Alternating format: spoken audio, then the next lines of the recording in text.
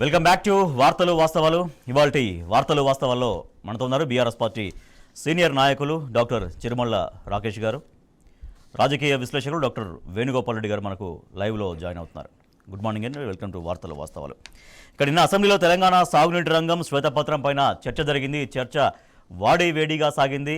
శ్వేతపత్రం పేరుతో మొత్తం ప్రభుత్వం అంతా అవాస్తవాలు ప్రచారం చేస్తుంది, అబద్ధాలు చెబుతుంది అంటూ బీఆర్ఎస్ పార్టీ ధ్వజమెత్తింది. ఈ మేరకు మాజీ మంత్రి హరీష్ రావు గారు కాంగ్రెస్ ప్రభుత్వం ఈ అబద్ధాలు చెప్తుంది, అబద్ధాలు కాదు సత్యాలు ఏంటి నిజాలు ఏంటి అనేది ఇది నిజాలు అని ప్రజలకు వివరించే ప్రయత్నం చేశారు హరీష్ రావు గారు.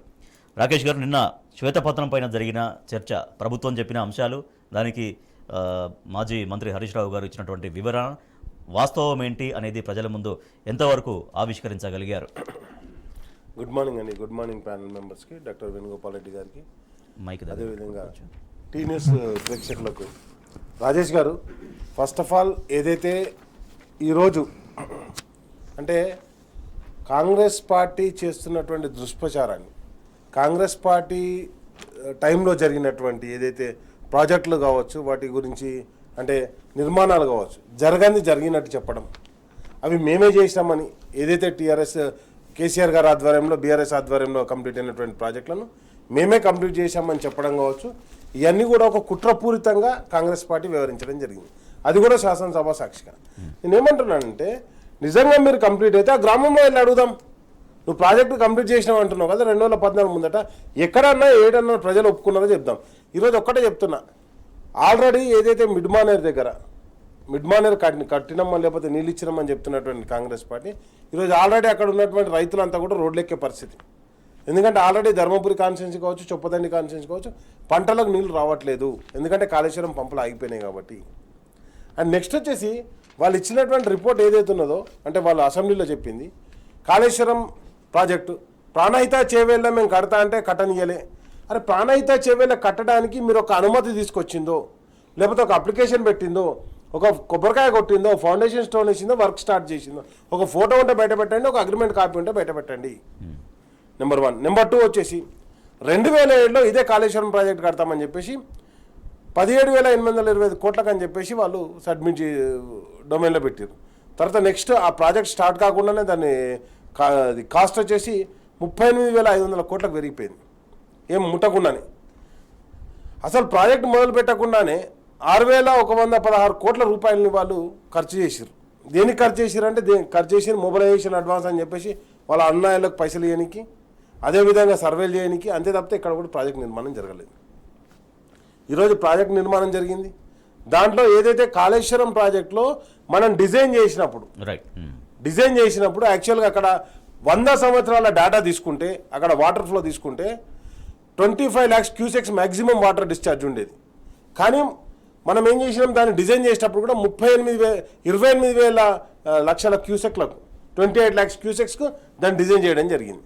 కానీ అన్ఫార్చునేట్గా మనకు వాతావరణంలో మార్పులు జరిగి పెద్ద ఎత్తున వరదలు, అంటే 30 lakhs క్యూసెక్స్ ప్లస్ వచ్చింది. అక్కడ స్ప్రెడ్ వచ్చినప్పుడు ఏమైంది, స్కవరింగ్ ఎఫెక్ట్ అయింది. అక్కడ నుండి ఏదైతే ఆ స్కవరింగ్ ఎఫెక్ట్ అయిందో దాన్ని తగ్గించుకోవడానికి ఓన్లీ కింద మనం స్కవరింగ్ లెంత్ను పెంచుకుంటే సరిపోతుంది, కింద ఉన్నటువంటి లెంత్ను పెంచుకుంటే సరిపోతుందని చెప్పి నేనేమంటున్నా అంటే, మొత్తం కూడా అబద్ధాలు ఆడడానికే కాంగ్రెస్ పార్టీ కంకణంగా ఉంది. ఇంకొకటి వచ్చేసి, మీరు ఏం చేస్తారో చెప్పరు ప్రజలకు, మీ హామీలు అమలు ఎట్లా చేస్తారో చెప్పరు. వాటన్నిటి నుండి తప్పించుకోవడానికి కంప్లీట్గా ఏం చేస్తుండంటే, ఈరోజు ఓన్లీ కేసీఆర్ గారిని దూషించడం ద్వారా మిషన్ భాగీరథ మీద కమిషన్ వేస్తాం, లేకపోతే మీకు ఏది అంబేద్కర్ స్టాచ్యూ మీద కమిషన్ వేస్తాం, లేకపోతే మీకు సెక్రటరియట్ మీద కమిషన్ వేస్తాం, కాళేశ్వరం మీద ఎంక్వైరీ చేస్తాం. అండ్ నెక్స్ట్ వచ్చేసి ఏదైతే నేషనల్ డ్యామ్ సేఫ్టీ అథారిటీ వచ్చేసి వాళ్ళు చెక్ చేసిర్రు, వాళ్ళు చెక్ చేసింది పైనుంచి నీళ్ళ లోపలికి పోయి కూడా చూడాలి, పైనుంచి చూసిర్రు. అంటే మీకు ఒకటే చెప్తున్నా, ఈరోజు నాగార్జున సాగర్కు మనం పోదామంటే పోదాం, ఎస్ఆర్ఎస్పికి పోదామంటే పోదాం, శ్రీశైలం పోదాం. ప్రతి ఒక్క ప్రాజెక్టులో కంపల్సరీ ఎవ్రీ ఇయర్ మనము గ్రౌటింగ్ చేసుకోవాలి సిమెంట్. ఆడ డ్రైనేజ్ గ్యాలరీ అని ఉంటుంది, ఇదేమో మనకి వచ్చేసి బ్యారేజ్, అదేమో ప్రాజెక్టు. కాబట్టి నేను ఏమంటున్నా అంటే, ఆ రిపేర్లు కూడా చేయకుండా వీళ్ళు వాంటెడ్లీ ఒక బట్టకాల్సి మీద వేయాలనే దృక్కోణంతో ముందడిపోవడం జరుగుతుంది. వేణుగోపాల్ రెడ్డి గారు, తెలంగాణ సాగునీటి రంగం శ్వేతపత్రం పైన నిన్న జరిగిన చర్చ, అంటే ప్రభుత్వం చెప్పినటువంటి అంశాలు, శ్వేతపత్రంలో పేర్కొన్న అంశాలు, వాటికి లేదు మొత్తం ఒక తప్పుల తడకగా ప్రభుత్వం చెప్పింది, అసలు నిజాలు ఇగో ఇవి అంటూ నిన్న హరీష్ రావు గారు ప్రజల ముందు వివరించారు. సో దాంట్లో ప్రభుత్వ presentation, at the same time BRS ప్రజెంటేషన్గా హరీష్ రావు గారి సమాధానాలు, వివరణ, అదంతా ఎట్లా స్పష్టతనిచ్చింది? రాజేష్ గారు, మీతో పాటుగా ప్యానల్లో ఉన్నటువంటి పెద్దలు రాకేష్ గారికి, అదేవిధంగా టీవీస్ వీక్షకులందరికీ శుభోదయం. దురదృష్టం ఏంటంటే రాజేష్ గారు, ఒక రాష్ట్రానికి సంబంధించినటువంటి ప్రతిష్ట అనేటటువంటిది చట్టసభల్లో చర్చలో ఖచ్చితంగా పెరగాల్సినటువంటి అవసరం ఉంది. అంటే రాష్ట్రం ప్రజల కోసం, సామాన్యుల కోసం, ఇక్కడ ఉన్నటువంటి వారందరి కోసం చేస్తున్నటువంటి సంక్షేమ ఫలాలు కానీ, అభివృద్ధి కానీ చర్చకు జరగాలి. చర్చలో అనేక అంశాలు కూడా వస్తూ అవి ప్రజల దృష్టికి వెళ్ళాల్సినటువంటి అవసరం ఉంది. ఇక్కడ ఈ అసెంబ్లీలో జరిగినటువంటిది ఏంటంటే, అందుకే దురదృష్టం అని ఎందుకు వాడాల్సి వస్తుందంటే, వాళ్ళని వీళ్ళు తిట్టేటటువంటి క్రమంలో రాష్ట్రానికి అరిష్టంగా మాట్లాడేటటువంటిది, అన్ని తప్పులు జరిగాయి, రాష్ట్రంలో మొత్తం ఎక్కడ కూడా అభివృద్ధి జరగలేదు, రాష్ట్రాన్ని దోచుకున్నారు, రాష్ట్రాన్ని మొత్తం పక్కదారి పట్టించారు అనేటటువంటి విధంగా చట్టసభల్లో చర్చ జరగడం అనేటటువంటిది దురదృష్టం.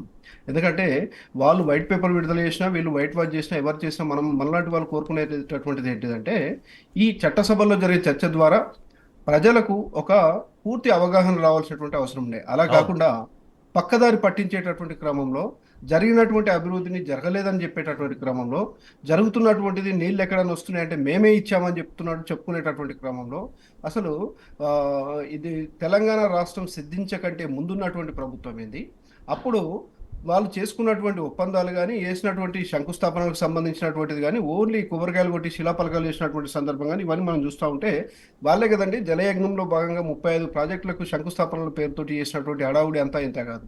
ఒక్క ప్రాజెక్టు కూడా కాంగ్రెస్ హయాంలో, గతంలో అధికారంలో ఉన్నప్పుడు ఒక్క ప్రాజెక్టు కూడా వాళ్ళు కొంత ఖర్చు పెట్టడము, ఆ కాలువల దవ్వే వరకు, లేకపోతే శంకుస్థాపన చేసే వరకే పరిమితమయ్యారు. కానీ పక్కనున్నటువంటి రాష్ట్రాలు, వీళ్ళ ప్రభుత్వమే అక్కడ కూడా రాష్ట్రాల్లో అధికారంలో ఉన్నప్పటికీ కూడా కనీసం అంతర్రాష్ట్ర జల వివాదాలకు సంబంధించినటువంటి పరిష్కార మార్గాలు చూపలేదు, ఒప్పందాలు జరగలేదు.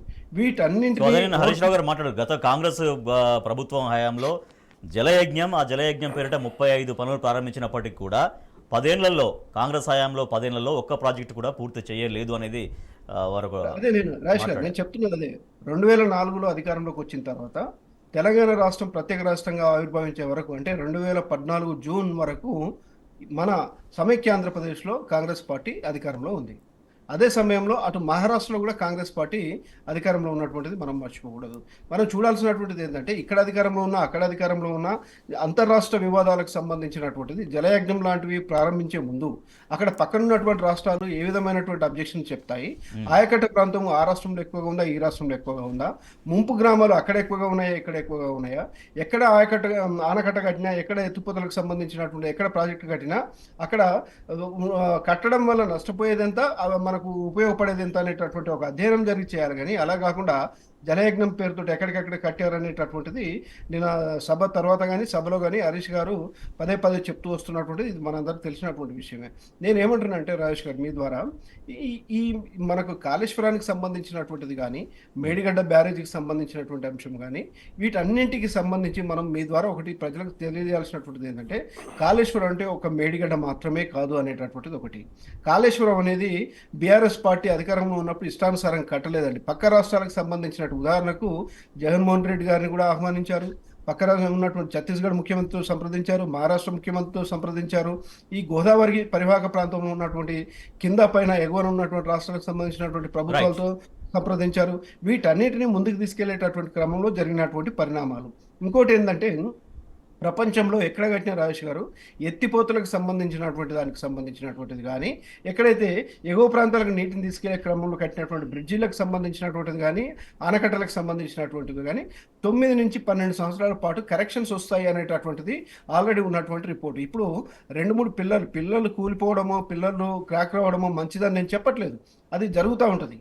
ఇంత పెద్ద ప్రాజెక్టులో ఒక మేడిగడ్డను మాత్రమే ముందు పెట్టి, ఎక్కడ కొండపోచమ్మ సాగర్, ఎక్కడ బస్వాపూరు, ఇక్కడ వరకు తీసుకొచ్చినటువంటి కాలువలు కానీ, నీటికి సంబంధించినటువంటిది కానీ, ఎత్తిపోతలకు సంబంధించినటువంటిది కానీ, వాటికి పెట్టినటువంటి అమర్చినటువంటి మోటార్లకు సంబంధించినటువంటి కానీ, వీటన్నింటినీ పక్కన పెట్టి ఒక్క 3 పిల్లల వల్లనే ₹1,00,00,000 గంగలో కలిసిపోయాయి, గోదావరిలో కలిసిపోయాయని చేస్తున్నటువంటి ఆరోపణలు అంటే రైట్ వేణుగోపాల్ రెడ్డి గారు. ఎస్ రాకేష్ గారు, నీటి లభ్యత లేనిది, నీళ్ళు అసలు దొరకని చోట తుమ్మిడిహట్టి వద్ద ప్రాజెక్టు కట్టాలనేది కాంగ్రెస్ అప్పుడు ప్రతిపాదించింది అనేది సరే అందరికీ తెలిసిన విషయమే. దాని గురించి నిన్న చర్చ జరిగింది. అసలు అక్కడ నీటి లభ్యత లేని ఆ ప్రాంతంలో కాంగ్రెస్ ఎందుకు ప్రతిపాదన చేసింది? దీంట్లో 2 అంశాలు ఉన్నాయండి. అంటే జనరల్గా ఏమైందంటే అక్కడ వాటర్ అవైలబిలిటీ లేదు. యాక్చువల్గా లోవర్ పెన్గంగా ప్రాజెక్ట్ కట్టాలని యావత్మల్ డిస్టిక్లో అప్పటికి ప్రపోజల్ వచ్చింది. ఇప్పుడు చౌహాన్ గారును మన జలగం వెంగళరావు గారు ఉన్నప్పుడు 1974లో ఒక అగ్రిమెంట్ చేసుకున్నారు. కానీ ఆ ప్రాజెక్టు నిర్మాణం కాలేదు, ఎందుకంటే ల్యాండ్ అక్విజిషన్ ప్రాబ్లం వచ్చింది. అదే విధమైనటువంటి ప్రాబ్లం ఏదైతే పైన తుమ్మిడిహెడ్డి దగ్గర కడితే 3,000 ఎకరాలు దాన్ని సబ్మర్జ్డ్ అయిపోతుంది మహారాష్ట్రది. దానికి ఆ రోజు ఉన్నటువంటి ముఖ్యమంత్రి గారు ఒప్పుకోలేదు. అదేవిధంగా దాని మీద పోరాటం చేసింది ఎవరంటే ఫడ్నవీస్ గారు, అప్పుడు ప్రతిపక్ష నేత. తర్వాత ఆయననే ముఖ్యమంత్రి అయిన తర్వాత మా ప్రాజెక్ట్ ఎట్లా ఒప్పుకుంటాం మేమని చెప్పేసి 152 అంటే లెవెల్ కాడ అక్కడ వాళ్ళు ఒప్పుకోలేదు. ఒప్పుకోనప్పుడు ఇంకోటి వచ్చేసి ఇప్పుడు ప్రాణహిత వచ్చి కలిసేదే గోదావరిలో. ప్రాణహిత మీద కట్టినా వాటర్ తీసుకోవడానికి, గోదావరి మీద కట్టినా వాటర్ తీసుకోవడానికి. మరి మెయిన్ రివర్ మీద కడదామా, సబ్ రివర్ మీద కడదామా? కాబట్టి మెయిన్ రివర్ మీద కట్టడమే బెస్ట్. అండ్ నీటి లభ్యత, ఎందుకంటే కాళేశ్వరం దగ్గరనే ఎందుకు కట్టాల్సి వచ్చిందంటే మీకు ఒకటి, మనకు ఎప్పుడు కానీ ఎస్ఆర్ఎస్పి నిండాలంటే మహారాష్ట్రలో వర్షం పడాలి. మహారాష్ట్రలో వర్షం పడితేనే మనకు ఎస్ఆర్ఎస్పి నిండుతుంది. కానీ నీకు తెలంగాణలో వర్షం పడ్డప్పుడు అది నిజామాబాద్ కావచ్చు, లేకపోతే మెదక్ కావచ్చు, లేకపోతే ఆదిలాబాద్ కావచ్చు, అదేవిధంగా కరీంనగర్ కావచ్చు, ఈ ప్రాంతాలంతా వర్షాలు పడ్డప్పుడు ఆ క్యాచ్మెంట్ ఏరియా మొత్తం కూడా ఎక్కడంటే కాళేశ్వరం ప్రాజెక్ట్ దగ్గర వచ్చి ఆగిపోతుంది. మీకు ప్రధానంగా గోదావరికి అంటే ఆంధ్రప్రదేశ్లోకి ఎంటర్ అంటే తెలంగాణలోకి ఎంటర్ అయిన తర్వాత, ఉమ్మడి ఆంధ్రప్రదేశ్లో తెలంగాణలో ఎంటర్ అయిన తర్వాత, తెలంగాణలో ఎంటర్ అయిన తర్వాత 3 సోర్సెస్ ఉంటాయండి. ఒకటి ఫస్ట్ ప్రాణహిత చేవెల నుంచి వాటర్ వస్తుంది, నెక్స్ట్ ఇంద్రావతి దగ్గర నుంచి వస్తుంది, నెక్స్ట్ వచ్చి శబరి దగ్గర నుంచి వస్తాయి. ఈ 3 మన గోదావరిని అంటే నిరంతర ధారగా అంటే సజీవ నదిగా ఉంచడానికి కారణమవుతున్నటువంటి ఈ రివర్లు. ఆ క్రమంలో మనం ఏంటంటే మహారాష్ట్ర మొత్తం నీళ్ళు ఆపుకున్నా కానీ మనకు నీళ్ళు ఆగాలంటే కాళేశ్వరం దగ్గర ప్రాజెక్ట్ కడితేనే, కాళేశ్వరం దగ్గర అయితేనే మనకు ఆ నీళ్ళ లభ్యత ఉన్నది. కాబట్టి అక్కడనే కన్స్ట్రక్షన్ చేయడం జరిగింది. జలయజ్ఞం ధనయజ్ఞంగా మారింది అనేది మనం ఈ వార్త కూడా చూస్తున్నాం. ఆనాడు నివేదికలు కాగు తూర్పారబట్టింది, కాంట్రాక్టు కేటాయింపులో పక్షపాతం బట్టబయలింది, 1,000 కోట్ల అవినీతి జరిగిందని నిర్ధారణ, దాన్ని వక్రీకరిస్తున్న ప్రస్తుత కాంగ్రెస్ సర్కారని ఈ వార్త మనం చూస్తున్నాం. రాకేష్ గారు, ఇది జలయజ్ఞం ధనయజ్ఞంగా ఎట్లా మారిందనేది కాగ్ రిపోర్ట్ ఎట్లా అప్పుడు తూర్పారబట్టింది ఆనాడు నివేదికలు అనేది మనకు ఒకటి కనిపిస్తున్నటువంటి అంశం. దాంతోపాటుగా నిన్న హరీష్ రావు గారు ప్రభుత్వ మెడలు వంచాం, శ్రీశైలం అలాగే నాగార్జున సాగర్ ప్రాజెక్టులను కేఆర్ఎంబీకి అప్పగించకుండా ప్రభుత్వం తీర్మానం చేసింది అంటే అది బీఆర్ఎస్ సాధించినటువంటి విజయం అనేది హరీష్ రావు గారు చెప్పారు. నిన్న ఏదైతే గౌరవ మాజీ మంత్రివర్యులు హరీష్ రావు గారు చెప్పినట్టుగా ఇక్కడ ప్రధానంగా మనం తీసుకుంటే ఏదైతే ఇంతకుముందు చెప్పినట్టుగా 2007లో ఉన్నటువంటి ఎస్టిమేషన్కు 2008 ఎస్టిమేషన్కు డబుల్ చేసి దాన్ని ఎస్టిమేషన్ కూడా పెంచేయడం జరిగింది ప్రాజెక్ట్ కట్టకుండానే. 2009 ఎలక్షన్లకు బిఫోరు 7,000 కోట్ల రూపాయలు మొబిలైజేషన్ అడ్వాన్స్ కింద దాని నుంచి డ్రా చేయడం జరిగింది. సర్వేలు మొబిలైజేషన్ అడ్వాన్స్ల కింద కూడా డ్రా చేయడం జరిగింది. కాబట్టి నేను ఏమంటున్నానంటే మొత్తం కూడా ఒక్క పని చేయకుండా డబ్బులు తీసుకున్న ప్రభుత్వం ఏదంటే కాంగ్రెస్ పార్టీ ప్రభుత్వం. ఈరోజు రాబోయే కాలంలో కూడా నేను ఏమంటున్నానంటే కాళేశ్వరం ప్రాజెక్ట్ దగ్గర కూడా ఆల్రెడీ ఏదైతే బ్యారేజ్ ప్రాబ్లం మీద ఇంతకుముందు వేణన్న చెప్పినట్టు ఆ ప్రాబ్లం అయినటువంటి దాన్ని సూపర్ స్ట్రక్చర్ నుంచి కట్ చేయాలి, దాన్ని డివైడ్ చేయాలి. నెంబర్ 1 డివైడ్ చేయడంతో ఏమైందంటే మిగతా పిల్లర్ల మీద దానికి ఎఫెక్ట్ పడకుండా, ఇంపాక్ట్ పడకుండా ఉంటుంది. కాబట్టి ఫస్ట్ దాని మెయిన్ ప్రాజెక్టు అది డ్యామేజ్ అయిన పోర్షన్ మనం కట్ చేసి పెట్టాలా, నెంబర్ 1. నెంబర్ 2, ఎప్పుడైతే ఫ్లడ్ వచ్చినప్పుడు ఆల్రెడీ ఆ గేట్లు లిఫ్ట్ కావట్లేదు, మిగతా గేట్లన్నీ లిఫ్ట్ అయినా కానీ అక్కడ ఉన్నటువంటి ఒక 3-4 గేట్లు లిఫ్ట్ కావట్లేదు. ఆ లిఫ్ట్ కాని గేట్లను వెంటనే కట్ చేయాలి. కట్ చేయడం ద్వారా ఏమైందంటే వాటర్ ఫ్రీ ఫ్లో పోవడానికి ఛాన్స్ ఉంటుంది, ప్రాజెక్టు ఎక్కడ కూడా డ్యామేజ్ కాకుండా కంప్లీట్ అవుతాయి. ఎందుకంటే 3 సంవత్సరాలలో మనం ప్రాజెక్టు కట్టగలిగినప్పుడు ఒక 3 పిల్లర్లు డ్యామేజ్ అయినాయంటే మనం ఒక సీజన్లో కంప్లీట్ చేసుకోవచ్చు దాన్ని, తద్వారా నీళ్ళు అందించవచ్చు. ఆల్రెడీ మన కృష్ణా బేసిన్లో ఎక్కడ కూడా వాటర్ వేయకుండా క్రాప్ హాలిడే ప్రకటించడం జరిగింది. ఈరోజు ఉత్తర తెలంగాణ కావచ్చు, మొత్తం కూడా గోదావరి పరివాహక ప్రాంతంలో కూడా మొత్తం కూడా నీళ్ళు ఇచ్చేటువంటి పరిస్థితి లేదు. అండ్ నెక్స్ట్ వచ్చేసి ఏదైతే నల్గొండ సభ తర్వాత కేసీఆర్ గారు ఎప్పుడైతే నల్గొండ సభ పెట్టిన తర్వాత కేంద్రానికి అప్పచెప్దామనుకున్నటువంటి కృష్ణానది మొత్తాన్ని ఇంకొక మాట చెప్తున్నా, కృష్ణానదిని అప్పచెప్పడానికి 2 రాష్ట్రాలు కలిసి కుట్ర చేసినాయి. అవతల దిక్కున్నటువంటి ఆంధ్రప్రదేశ్ ప్రభుత్వం కావచ్చు, ఇటు దిక్కున్నటువంటి తెలంగాణ కాంగ్రెస్ ప్రభుత్వం కావచ్చు ఎందుకు కుట్ర చేసినాయంటే ఈరోజు వాళ్ళ కంట్రోల్ ఉంటే పాలమూరు ఎత్తిపోతలు ఎందుకు కంప్లీట్ చేయాలని చెప్పేసి ఇక్కడ ఉన్నటువంటి ప్రజలు ప్రశ్నిస్తారు. పాలమూరు ప్రజలు ఎందుకు మీరు ఈ ప్రాజెక్ట్ని కంప్లీట్ చేయలేరు, ఎందుకు మొదలు పెడతలేరు అని చెప్పేసి ప్రశ్నిస్తారు. అదేవిధంగా అక్కడ పోలవరం ఎందుకు కడతలేరు అని ప్రశ్నిస్తారు. కాబట్టి అక్కడ ఉన్న ప్రతిపక్షం కావచ్చు, చంద్రబాబు నాయుడు కావచ్చు, అక్కడ ఉన్నటువంటి వైఎస్ఆర్సీపీ జగన్ పార్టీ కావచ్చు, రెండు పార్టీలు కూడా కృష్ణా రివర్ పోతేనే మంచిది అని చెప్పేసి వాళ్ళు ఆలోచించారు. కాంగ్రెస్ పార్టీ కూడా ఒకవేళ వీటిని అప్పచెప్తేనే మంచిది అని చెప్పేసి వీళ్ళు ఆలోచించారు.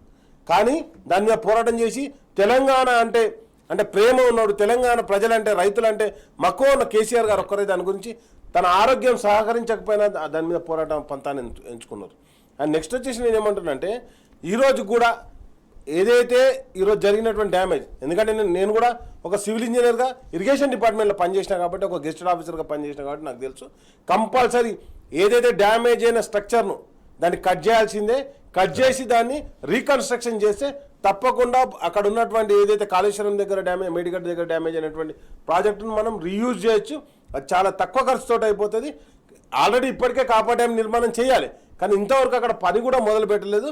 అక్కడ ఉన్నటువంటి ఇంజనీర్లు అందరూ లేకపోతే ప్రజలందరూ కూడా కోరుకోవడం జరుగుతుంది.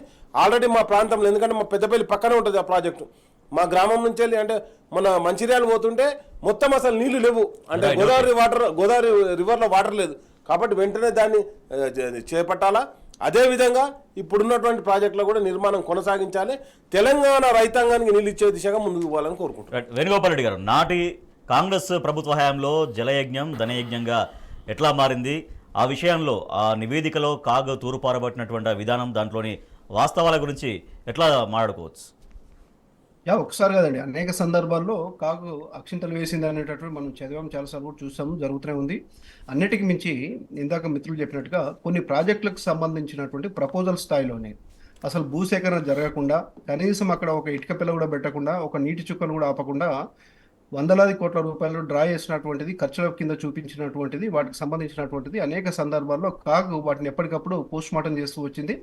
అయినప్పటికీ కూడా కాగ్ దగ్గర ఏముంటుందంటే వాటిని పరిశీలించడం, ఉన్నటువంటి అంశాలను ప్రస్తావించడం తప్ప వాటిపైన చర్యలు తీసుకోవడం కానీ, అవి వాటికి సంబంధించిన రికవరీకి సంబంధించినటువంటిది కానీ, నేరారోపణలకు సంబంధించిన విచారణ కానీ కాగ్ చేతిలో ఉండదు. కాబట్టి వీళ్ళు తప్పించుకునేటటువంటి అవకాశం, తప్పించుకుపోతున్నటువంటి సందర్భం కూడా కనిపిస్తూ ఉంది.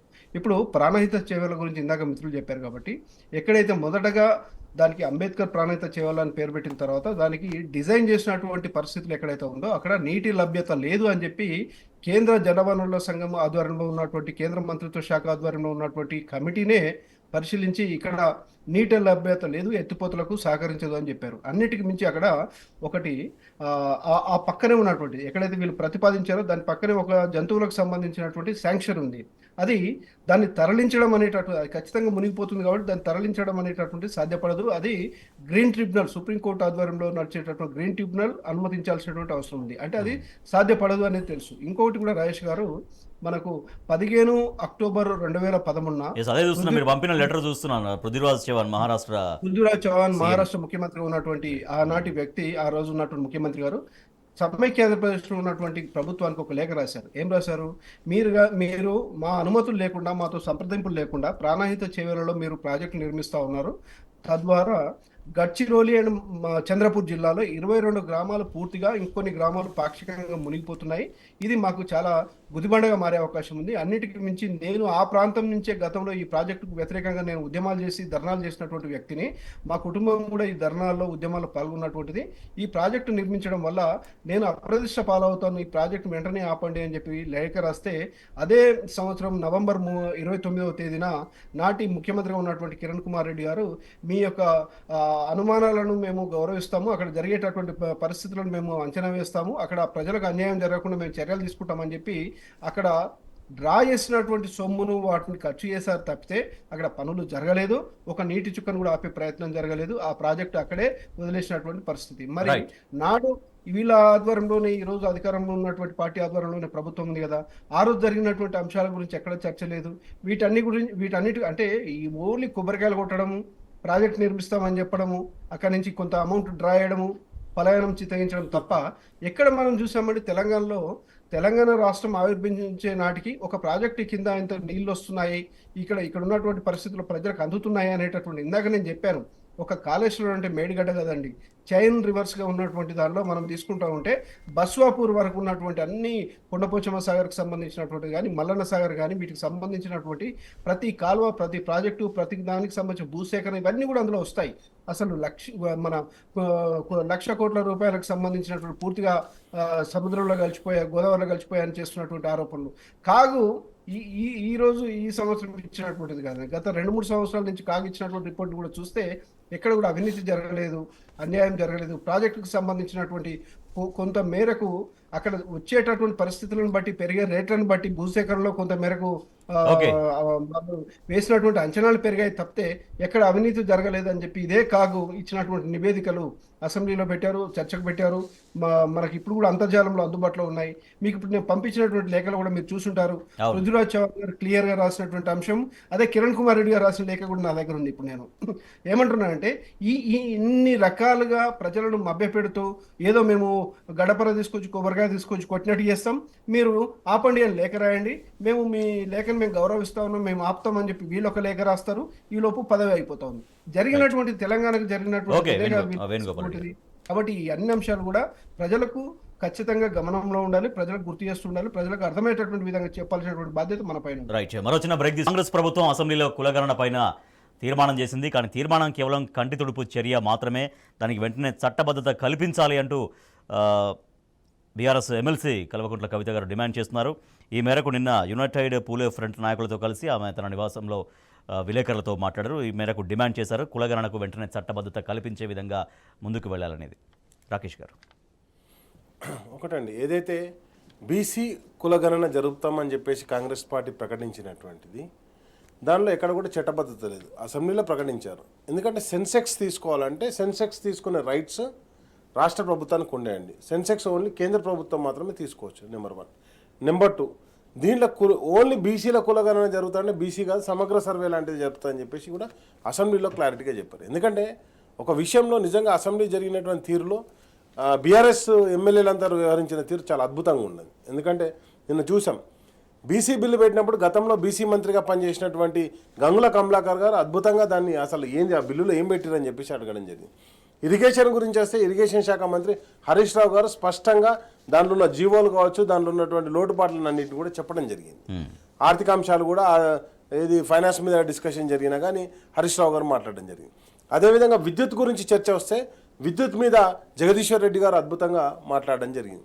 అగ్రికల్చర్ మీద వస్తే పోచారం శ్రీనివాస్ రెడ్డి గారు. అంటే ఎవరికి వారు అక్కడ ఉన్నటువంటి శాఖలన్నీ పంచుకొని వీటన్నిటిని సమన్వయం చేస్తే, ఎందుకంటే ఒకవేళ ఇండస్ట్రీస్ గురించి వస్తే, మున్సిపల్ గురించి వస్తే కేటీఆర్ గారు దాని గురించి మాట్లాడడం, ఇవన్నీ కూడా ఒక సిస్టమేటిక్ ఆర్డర్లో పోవడం జరిగింది. ఇక్కడ ప్రధానంగా మనం ఏమంటున్నామంటే ఈ బీసీ ఏదైతే కులగణన జరగాలని చెప్పేసి అంటున్నారో, జరగాలని చెప్పేసి ఎప్పటి నుంచో బీసీ కులాలుగా మేము అందరం కూడా కోలుకుంటున్నాం.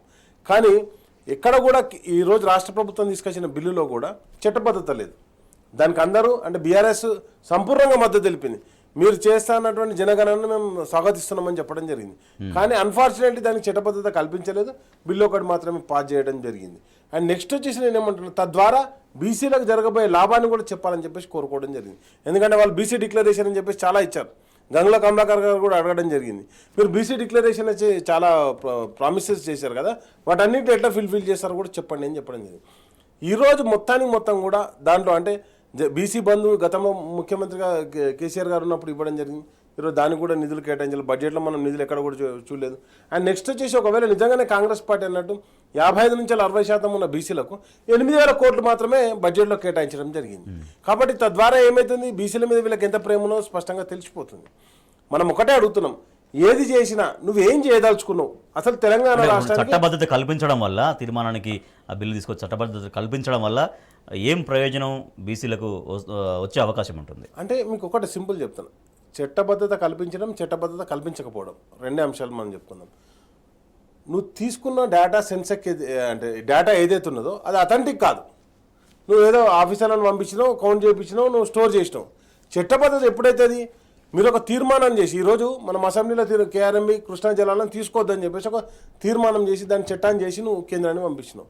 చట్టం అన్నప్పుడు గవర్నర్ కూడా దాన్ని ఆమోదిస్తుంది కదా. అవును. బిల్లు పాస్ ఇప్పుడు నువ్వు దాన్ని ఉత్తనే బిల్ పాస్ చేసినా అంటే చట్టం చేయకపోతే దానికి తర్వాత నెక్స్ట్ వచ్చేసి ప్రభుత్వం కావచ్చు, ఆఫీసర్లు కావచ్చు, దాన్ని గౌరవించాల్సిన అవసరం లేదు. Right, okay. ఒకటి మీరు చట్టబద్ధత కల్పించినప్పుడు ఏమవుతుంది, దానికి ఒక గెజిట్ ఆమోదం అవుతుంది, దాన్ని కంపల్సరీ అందరూ కూడా ఫాలో కావాల్సి వస్తుంది. రైట్, వేణుగోపాల్ రెడ్డి గారు. సో ఫైనల్గా కులగణనకు మాత్రం మన తీర్మానం అయితే చేశారు, బట్ దానికి చట్టబద్ధత కల్పించాలి, అప్పుడే ఆ ప్రయోజనాల వర్గాలకు అంత అనేది బీఆర్ఎస్ పార్టీ చేసినటువంటి డిమాండ్. చట్టబద్ధత అనేది ఆ తీర్మానానికి ఎంత అవసరం, దానివల్ల వచ్చే ప్రయోజనాలు నేరుగా ఎట్లా సమాజంలో ఆయా సామాజిక వర్గాలకు చేరతాయి?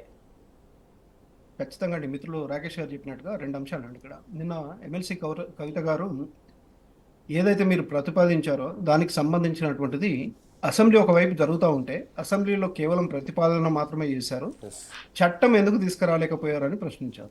అసెంబ్లీలో ఒక చట్టం చేస్తే ఆ కులగణనకు సంబంధించినటువంటి చట్టబద్ధత అనేది ఉంటే కనుక రానున్న రోజుల్లో కనీసం వాళ్ళకు కేటాయింపులు జరిగేటటువంటి క్రమంలో కానీ, వాళ్ళకి జరిగినటువంటి అన్యాయానికి సంబంధించినటువంటిది కానీ, ఆయా కుల వృత్తులకు సంబంధించినటువంటి కేటాయింపులు కానీ, బీసీల అభివృద్ధి కోసం తీసుకునేటటువంటి చర్యల్లో వీళ్ళ దగ్గర ఒక డాక్యుమెంట్ అనేటటువంటిది అఫీషియల్ డాక్యుమెంట్ ఉండేది. ఇందాక మిత్రులు చెప్పారు 55 నుంచి 60% ఉందా, 62 ఉందా, 49 ఉందా, ఎటు పెట్టినా ఎవరిని అడిగినా సరే ఈ రాష్ట్రంలో ప్రజాప్రతినిధులు కానీ అధికారులు ఎవరిని అడిగినా కనీసం 50% కానీ అంతకన్నా ఎక్కువ కానీ బీసీల జనాభా రాష్ట్రంలో ఉంది. అది 55 ఉండొచ్చు, 56 ఉండొచ్చు, తక్కువ నేను చెప్తాను, కనీసంగా 50% పైన ఉందనేది మనందరూ తెలిసినటువంటి వాస్తవం. దానికి సంబంధించినటువంటి కేటాయింపులు కూడా ఆ స్థాయిలో జరగాలి, కానీ జరుగుతున్నాయా? జరగట్లేదు. మరి గత ప్రభుత్వంలో జరిగాయా అంటే అప్పుడు కూడా జరగలేదు. మనం చెప్తున్నటువంటిది ఏంటంటే ఎక్కువ మొత్తంలో జరిగినప్పటికీ కూడా దామాషా పద్ధతిలో అయితే జరగలేదు. దామాషా పద్ధతిలో జరగాలనేటటువంటి డిమాండ్ వస్తున్నప్పటికీ కూడా దానికి చట్టం లేదు. అలాంటి సమయంలో తూతూ మంత్రంగా ఏదో మేము కులగణన చేస్తాము, బీసీలు ఎంతమంది లెక్కిస్తాము, ఏ కులంలో ఎంతమంది లెక్కిస్తాము అనేటటువంటిది దానికి సంబంధించినటువంటిది. అదే చట్టం తీసుకొచ్చి చట్టం దాల్చిన తర్వాత చేసే కులగణనకు ఖచ్చితంగా ఒక శాంటిటీ ఉంటుంది. ఆ శాంటిటీ అనేటటువంటి దాన్ని ప్రివేల్ చేయాల్సినటువంటి బాధ్యత అధికారంలో ఉన్నటువంటి వాళ్ళపైన. ఒకవేళ కాంగ్రెస్ పార్టీ చట్టం తీసుకురావాలని చెప్పి చట్టసభలో చర్చకు పెట్టి చట్టం తీసుకొచ్చే క్రమంలో తప్పనిసరిగా బీజేపీ కానీ ఇతర పార్టీ మన బీఆర్ఎస్ కానీ బీజేపీ కానీ ఎంఐఎం కానీ ఉన్న సిపిఐ యొక్క సభ్యులు ఉన్నారు, వాళ్ళు కానీ ఖచ్చితంగా మద్దతు ఇచ్చేవాళ్ళు. ఒకవేళ మద్దతు ఇవ్వకుండా బయటకు వస్తే ఆ పార్టీలు బీసీలకు వ్యతిరేకంగా ఉందనేటటువంటి ముద్ర కూడా వేసే అవకాశం ఉండేది. అంటే ఇచ్చినటువంటి అవకాశాన్ని కూడా జారవిడ్చుకొని ఓన్లీ కాలయాపన చేయడానికి తూతూ మంత్రంగా ఏదో బై నేమ్ సేక్ తీసుకొచ్చేటటువంటి విధంగా జరిగిందేమో అని నాకు అనుమానం. రానున్న రోజుల్లో కూడా దీనికి ఒక ఆర్డినెన్స్ తీసుకురావడం ద్వారా కానీ, ప్రత్యేకంగా అసెంబ్లీని సమావేశపరచడం కానీ, నెక్స్ట్ సెషన్స్లో కానీ చట్టబద్ధత తీసుకొస్తే తప్ప దానికి కులగణనకు సంబంధించినటువంటి ఒక పూర్తి స్థాయిలో అధికారిక లెక్కలు రావడానికి కానీ, వాళ్ళ కేటాయింపు జరపడానికి కానీ అవకాశం లేదేమో అనేటటువంటి నాకున్నటువంటి రైట్. ఫైనల్గా రాకేష్ గారు, 1 సెకండ్. చట్టబద్ధతతో పాటుగా కవిత గారి డిమాండ్ మన జ్యోతిరావు పూలే గారి విగ్రహాన్ని కూడా అసెంబ్లీలో పెట్టాలనేది వారు డిమాండ్ చేస్తున్నారు. తప్పకుండా నేనేమంటున్నానంటే దీనికి బీసీ కులగణనకు కంపల్సరీ మనం చట్టబద్ధత కల్పిస్తేనే. ఇప్పుడు ఫర్ సపోజ్ నేత కార్మికులు ఆల్రెడీ రోడ్ల మీదకి వచ్చి ధర్నాలు చేస్తున్నారు. ఎందుకంటే బతుకమ్మ చీరలు కావచ్చు, స్కూల్ డ్రెస్సులు కావచ్చు, బట్ అన్నింటి గుజరాత్ కంపెనీలకు ఇవ్వకుండా తెలంగాణ ప్రాంతంలో ఉన్నటువంటి నేత కార్మికులకు ఇవ్వాలని చెప్తున్నారు. వాళ్ళ మీద కూడా ఈడీ రైడ్లు చేస్తున్నారు. మీకు ఆల్రెడీ చెప్పదండి ప్రాంతంలో ఏదైతే మరమగ్గాలు ఉన్నటువంటి వాళ్ళందరి మీద సాంచాల మీద దాడులు చేస్తున్నటువంటి పరిస్థితి. కాబట్టి మొత్తం కూడా ఎక్కడైతే ఇప్పుడు చట్టబద్ధత కల్పిస్తే ఏమవుతుంది, ఇక్కడ ఉన్నటువంటి సాంచాలు గిన్నె ఉన్నాయి, వీళ్ళందరికీ ఇంత పని చేయాలి, గోడనలు ఉన్నారు. ఇప్పుడు మీకు 15% ఆల్రెడీ రిజర్వేషన్ వైన్స్లలో కల్పించడం జరిగింది గతంలో బీఆర్ఎస్ పార్టీ. ఈరోజు 20-25% బీసీలో కల్పిస్తా అన్నప్పుడు ఆ చట్టబద్ధత కల్పించకపోతే ఎట్లా వస్తుంది దాంట్లో? కాబట్టి కంపల్సరీ దానికి చట్టాన్ని తీసుకురావాల్సిందే, చట్టబద్ధత కల్పించాల్సిందే, పూలే విగ్రహాన్ని కూడా పెట్టాల్సిందే. Right. Thank you so much doctor Chirumala Rakesh గారు. Thank you so much doctor Venugopal Reddy గారు. ఇది ఇవాల్టి వార్తలు వాస్తవాలు. చూస్తూనే ఉండండి టీ న్యూస్.